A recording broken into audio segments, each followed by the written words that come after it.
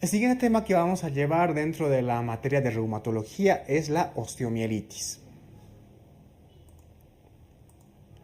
Bien, la osteomielitis es una infección ósea, como definición, ¿no?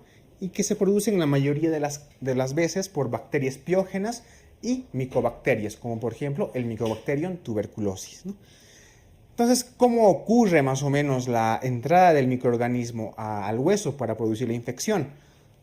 Puede producirse por una diseminación hematógena o a partir de un foco contiguo, por ejemplo, por una herida penetrante, ¿no? Entonces, por ejemplo, tenemos una ITU no controlada o alguna otra infección, ¿no? Que puede regar a la sangre ciertas bacterias y estas bacterias por vía hematógena pueden llegar al hueso produciendo una osteomielitis. O de repente puede haber una infección contigua, como por ejemplo una celulitis, sobre todo en los diabéticos, ¿no? Una celulitis o algo así. Y por contigüidad puede afectar al hueso, las bacterias pueden afectar al hueso y también producir una osteomielitis, ¿no?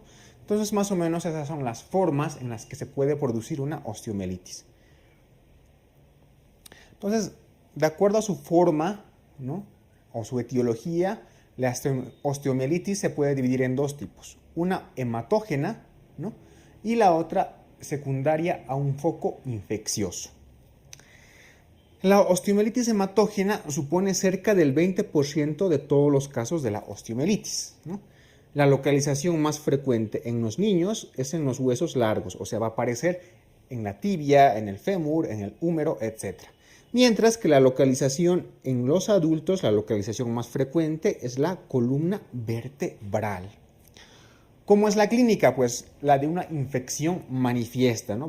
El paciente va a presentar fiebre, dolor circunscrito, quiere decir en el lugar donde se esté produciendo la osteomielitis, eritema en el lugar donde se esté produciendo obviamente la osteomielitis y tumefacción, ¿no? Todos los signos de una infección.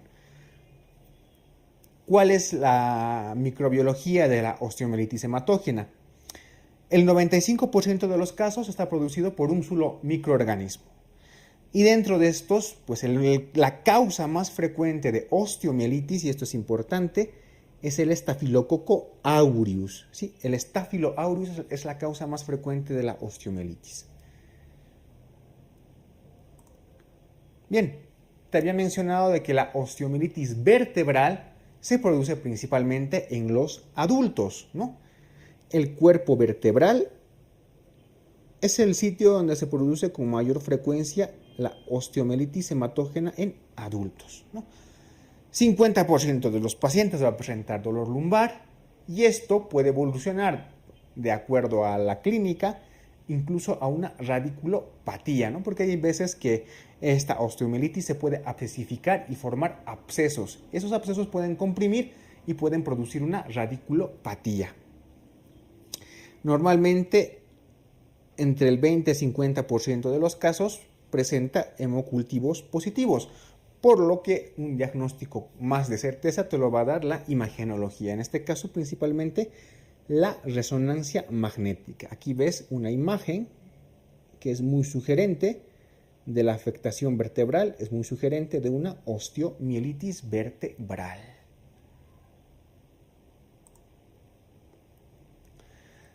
La segunda forma de osteomielitis es la osteomielitis secundaria a infección de localización contigua. Es una osteomielitis por contigüidad. Entonces, una osteomielitis por contigüidad es más frecuente que una osteomielitis hematógena, porque representa cerca del 80% de los casos. La hematógena solo representaba el 20%. En cambio, osteomielitis secundaria a infección contigua representa el 80% de los casos, sobre todo en los adultos, ¿no? ¿Cuáles son estas causas de infección o de localización contigua? Por ejemplo, puede ser por heridas penetrantes, ¿no? Dentro de las cuales se incluyen mordidas, lesiones punzantes, fracturas expuestas, ¿no? Una infección contigua puede afectar al hueso. Evidentemente también hay procedimientos quirúrgicos o extensión directa de la infección de zonas de tejido blando infectados, ¿no? Por ejemplo, una celulitis. ¿Cuál es la clínica? Se va a manifestar entre semanas a meses, después desarrolla un trayecto sinusal, esto se desintegra hasta que se consolida, ¿no? Entonces esa es más o menos la clínica, es un poco más crónica que la osteomielitis hematógena.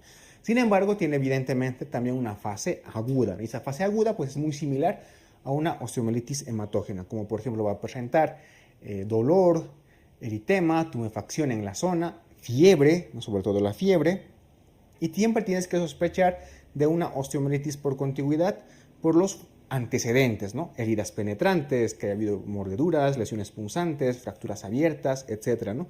O celulitis que esté cercana y en un paciente que no mejora, que tiene fiebre y que probablemente posteriormente en esa zona presenta particularmente signos de inflamación, no, siempre tienes que sospechar de una osteomielitis. La microbiología, pues evidentemente al igual que en la hematógena, la causa más frecuente de este tipo de osteomielitis es igual el estafilococo aureus. ¿Que hay otras bacterias que están en relación con la osteomielitis? Sí, por ejemplo, en los niños puede estar en relación con el estreptococo y en los adultos también con la Escherichia coli, pero sin embargo, en ambos, de forma global, el germen que con más frecuencia causa osteomielitis es el estafilococo aureus. ¿Cómo hacemos el diagnóstico? Bueno, el diagnóstico evidentemente primero la clínica, ¿no? Y los antecedentes.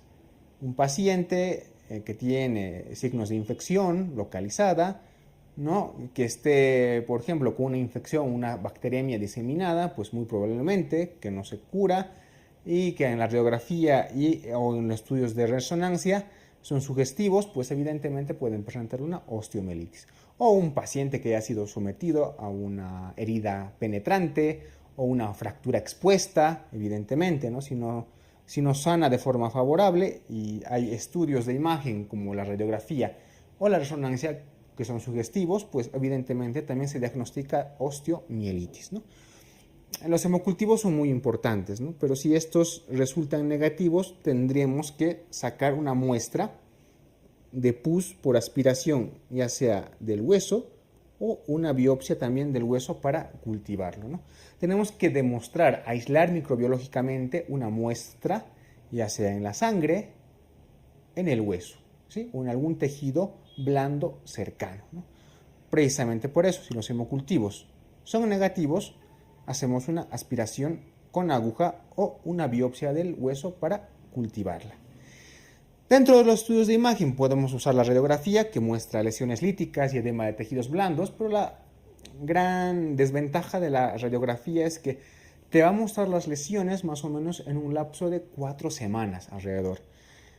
Por eso se considera la resonancia magnética como el estudio imagenológico de elección, porque te va a detectar los cambios que produce la osteomielitis de forma más temprana. Entonces, la resonancia magnética es el estudio de elección en el diagnóstico de una osteomielitis.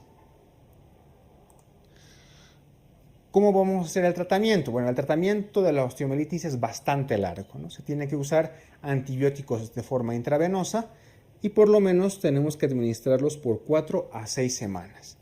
Entonces tenemos en las dos formas, el tratamiento en la osteomielitis por diseminación hematógena, vamos a hacer el tratamiento empírico con vancomicina más ceftriaxona. Y en la osteomielitis por contigüidad vamos a utilizar vancomicina asociado a un beta-lactámico que cubra Pseudomonas aeruginosa, por ejemplo el imipenem, ¿no?